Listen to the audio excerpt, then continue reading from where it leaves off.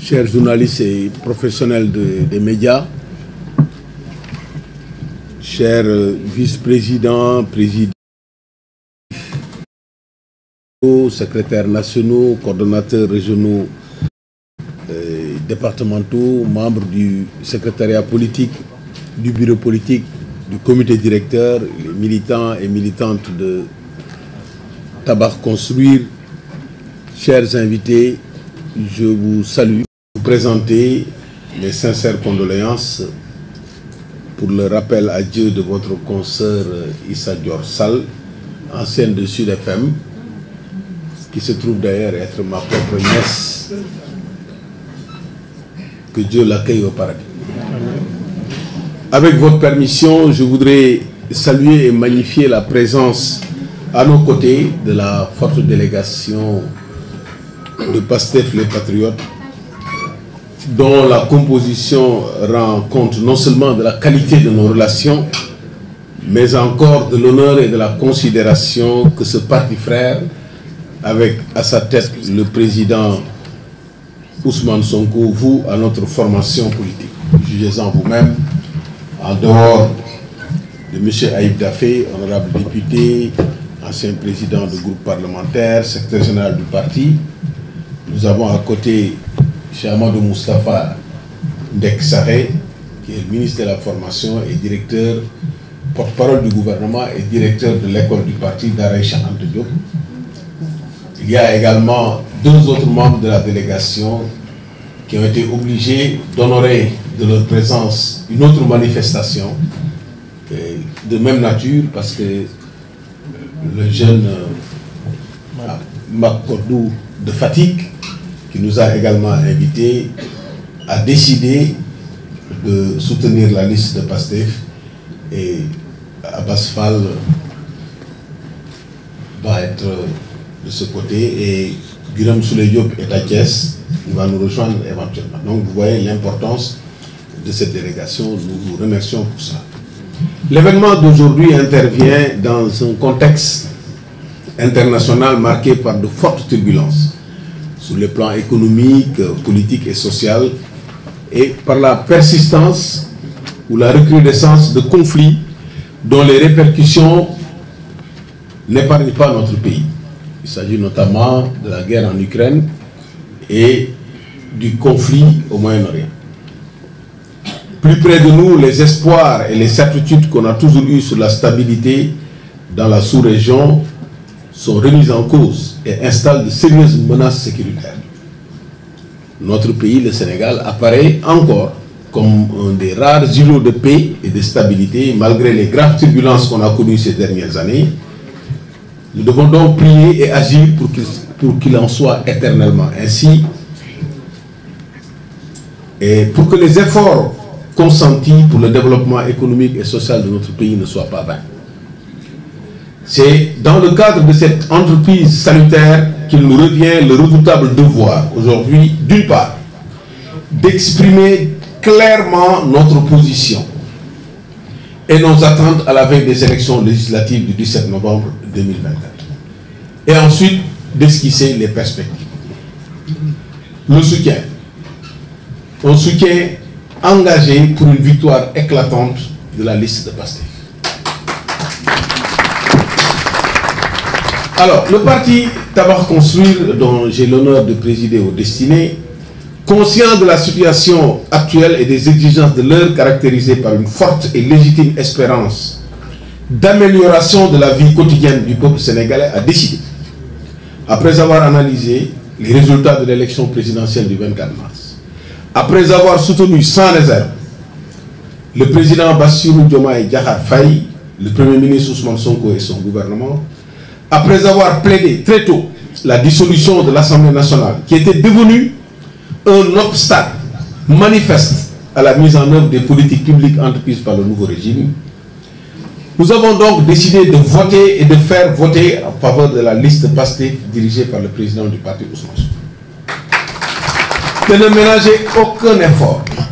pour un soutien multiforme et total de la liste pour constituer un bloc homogène, largement majoritaire et engagé pour la réalisation du projet Vision Sénégal 2050. Ce faisant, nous avons choisi, en connaissance de cause, de nous inscrire dans la dynamique visant à permettre au pouvoir politique en place de disposer des moyens institutionnels pour gouverner dans la vérité, la justice, la compétence et la transparence. La convocation du 17 novembre prochain nous met devant un choix simple. Soit on veut ouvrir définitivement la porte de la rupture systémique, une rupture pour un nouveau départ, pour un Sénégal souverain, juste et prospère, construit par ses enfants et ouvert sur le monde dans la paix et la transparence. Soit c'est ça que nous voulons, soit nous voulons aménager une fenêtre pour la continuité. Une continuité de la gouvernance prédatrice et parasitaire qui a déjà dramatiquement gangréné notre pays avec les plaies comme la pauvreté, l'ignorance, le chômage, l'insécurité et la maladie. Donc le choix est simple. Le parti Tabac Construire, conscient des enjeux de l'heure, a pris le pari de valider et de consacrer la rupture. Nous sommes donc engagés à enterrer le 17 novembre 2024 le système mis en place et entretenu pendant des décennies par des élites politiques parasitaires impunis. C'est cet enterrement que nous préparons. Si nous n'enterrons pas le système, nous ne pouvons pas espérer le développement du Sénégal. Il ne faut pas se faire diriger. Bon, au vu de la proximité entre le scrutin présidentiel et les législatives à la suite de la dissolution de l'Assemblée, considérant le réflexe de survie que vous avez constaté de la part des acteurs politiques, notamment les tenants du système et le béquille, dont l'unique dessein est d'affaiblir le régime en place en se donnant les moyens de se procurer une impunité et d'empêcher la rupture tant souhaitée par le peuple au prix d'énormes sacrifices. On n'a jamais vu ça. Des gens qui cherchent le pouvoir, non pas pour construire, mais pour empêcher ceux qui ont pris le pouvoir de travailler. C'est la première fois qu'on voit ça au Sénégal. Ils n'ont pas besoin du pouvoir, ils ont juste besoin de se protéger et d'empêcher ceux qui ont gagné de gouverner. Donc c'est aux Sénégalais de prendre leurs responsabilités. Donc, considérant cette impérieuse nécessité qu'on a de soutenir et de renforcer le président de la République en lui octroyant les moyens institutionnels de délivrer les promesses et de réaliser son projet, il est fondamental pour l'avenir de notre nation d'envoyer à l'Assemblée nationale une majorité de députés qui constitue un bloc homogène, stable, qui soutient le projet dans l'intérêt bien compris du peuple souverain. Ainsi seront créées les conditions d'une stabilité politique indispensable pour la mise en œuvre des politiques publiques bénéfiques aux populations. Voilà où se trouve l'intérêt du Sénégal. Symbolisé par la liste PASTEF, laquelle, en dehors de sa composition, qui reflète le pays dans sa diversité, tout le Sénégal se retrouve dans la liste de PASTEF. Ensuite, c'est marqué par sa légitimité. Ce combat politique qui a été mené pendant 10 ans par PASTEF pour arriver à ce résultat lui donne une légitimité incontestable.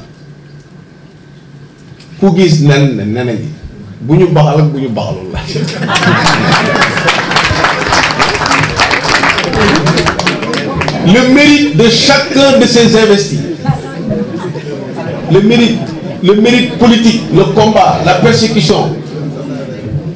la nécessité de poursuivre le combat. Maintenant, le combat politique, il faut le poursuivre dans les institutions. Il nous avait obligés de mener le combat politique dans la rue, il nous avait obligés de le mener dans les bureaux. Aujourd'hui, c'est dans les institutions que le combat politique doit se mener. Donc, il faut aider cette liste à avoir la majorité, à occuper les institutions pour mener le combat politique. Et de prendre ses responsabilités, parce que c'est une grande responsabilité pour mettre fin au cinéma parlementaire. Et enfin, d'assumer le devoir de sauvegarder le bien public, ce bien qu'on a dilapidé pendant des années, il faut le sauvegarder. Le service public, les droits et libertés, renforcer les moyens d'intervention de l'État pour penser les plaies qui font souffrir les populations vulnérables. Ku amul yermane rek mo mënul comprendre nit ñi li ñu sonné ci dëkk bi. cette douleur-là, cette souffrance-là, c'est lié au fait que li ñu bokk ñun ñëpp jotuñu ci. Pour ñëpp jot ci nag il faut que Assemblée nationale mën ko sàmm fa la ñuy séddalee alalu réew fa lañ koy nattee fa lañ koy orienté ci ay projets. Donc loolu moom mooy tax ñu mën a redorer l'image de la démocratie sénégalaise kooku mooy première partie li tax ñu woo leen pour wax leen ko fësal leen ko expliquer leen du jàppale par parloo du jàppale calcul jàppale intérêt Sénégal mooy ñu fexe ba liggéey bii ñu commencé premier mi-temps daaneel Macky Sall ak ñi mu àndaloon ñëpp ñu dem deuxième mi-temps jox Assemblée nationale le président de la République pour mu mun a defal liggéey ñaareel bi nag moom mooy ñi war a ànd dañuy ànd. Si vous annoncez un accord à long terme entre Tabax Construire et Pastef. Au-delà du soutien de la liste, nous vous annonçons cet accord. C'est l'occasion pour moi de remercier le président Ousmane Sonko pour son esprit d'ouverture et apprécier à sa juste valeur l'encouragement du président de la République, qui est témoin privilégié de l'évolution historique de nos relations, qui ont toujours été empreintes de cordialité et de respect mutuel. Il s'agit d'un accord avec un grand A, moralement robuste et politiquement cohérent, opportun et plein d'espoir pour la réalisation du projet. Rien n'est exclu pour la consolidation de cette entente de raison et de cœur entre deux partis frères qui ont cheminé, parfois ensemble, parfois séparément, mais toujours dans la même direction pour un Sénégal souverain, juste et prospère, reconstruit de façon durable dans l'intérêt exclusif des populations. Quoi de plus naturel? Les deux parties fixeront les contours opérationnels de l'accord. En attendant, le cap est maintenu sous le parachèvement de l'alternance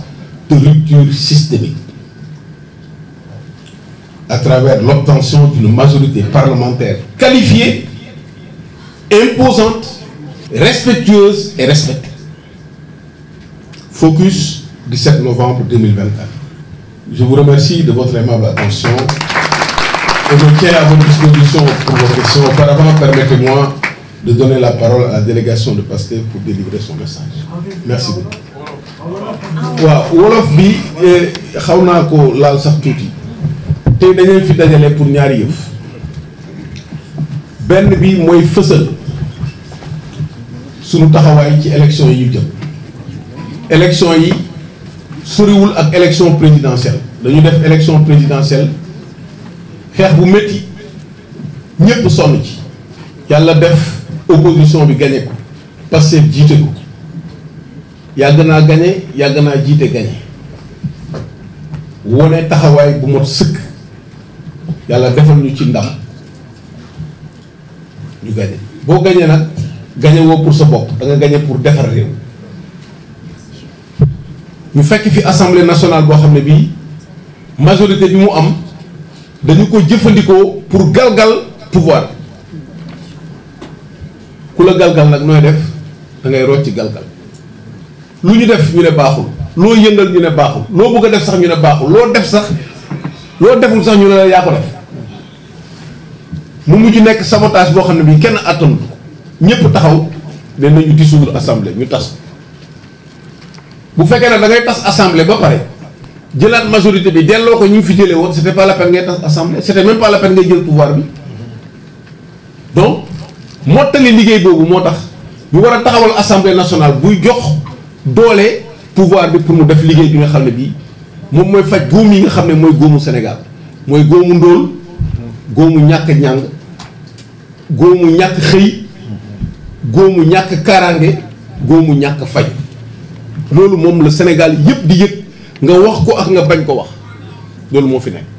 moo tax assemblée bi élection bi ñu jëm du élection caaxaan boo xam ne da ngay toog sa kër di xaar résultat ñëpp a war a taxaw pour xam ne lii nga commencé def ah da nga ko war a yeggali am na ñuy critiquer naan cin bu naree neex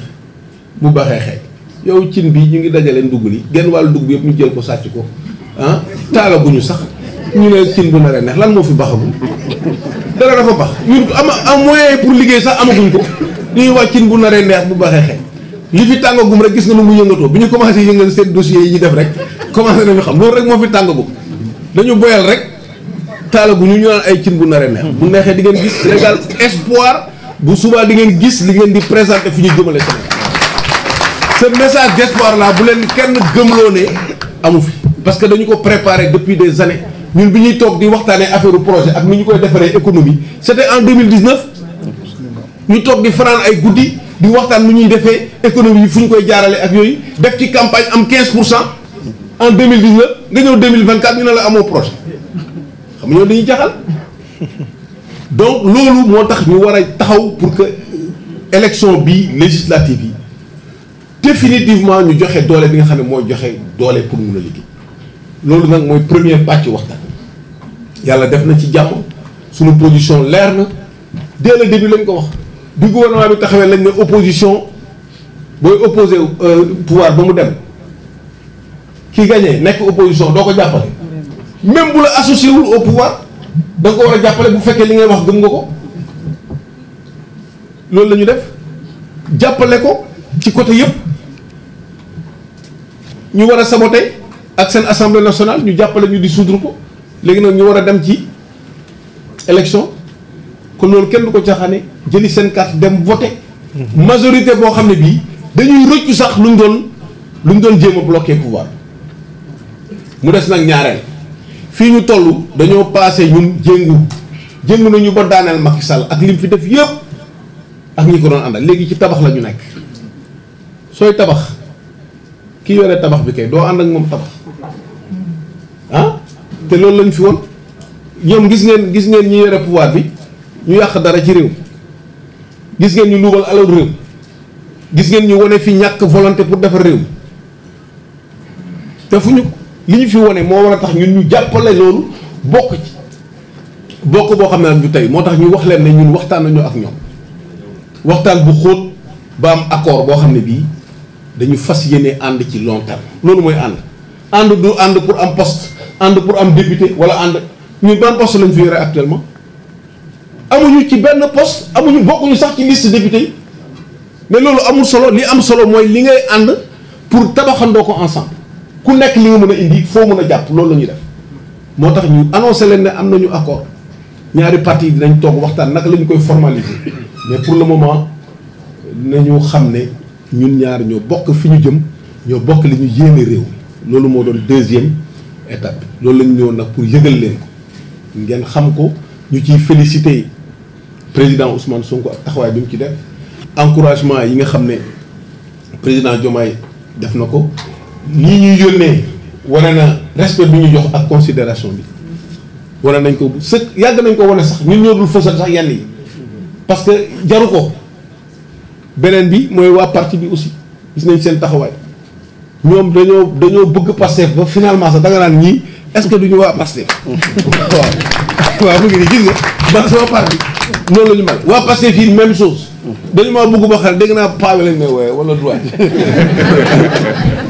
kon ñun yàlla moo ñu boole ñu ànd ci liggéey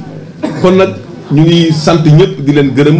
di leen wax ne ñu ngi seen disposition pour répondre seen question ñu jox leen xam nga dafa yaay jël parole wala non vas-y prends la parole. merci beaucoup ay fi yow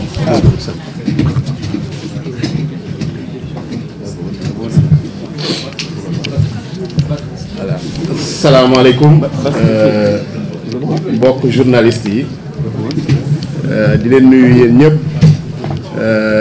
di nuyu également le président du parti Tabax Construire président Boubacar Camara ak responsable ak militant parti Tabax Construire ñu fi teew ñëpp donc invité ñu ci conférence de presse bi moom ñëw teewal fii le parti Pastef les Patriotes ànd ceeg monsieur le ministre Moustapha Sarré nga xam ne moom moo yore ci parti bi lépp lu jëm ci formation secrétaire national à la formation, directeur daaray Cheikh Anta Diop nga xam ne mooy école du parti Pastef les Patriotes. di nuyu également délégation Pastef bi fi teew section communale, notamment section communale Grand Yoff, ñëw également pour encourager, soutenir le parti Tabax Construire nga xam ne am nañu ay liens yu yàgg, ay liens yu fraternels. De féliciter le parti Tabax Construire et notamment le président Boubacar Camara, le secrétaire général Mor Ndiaye et également tous les responsables et militants du parti Tabax Construire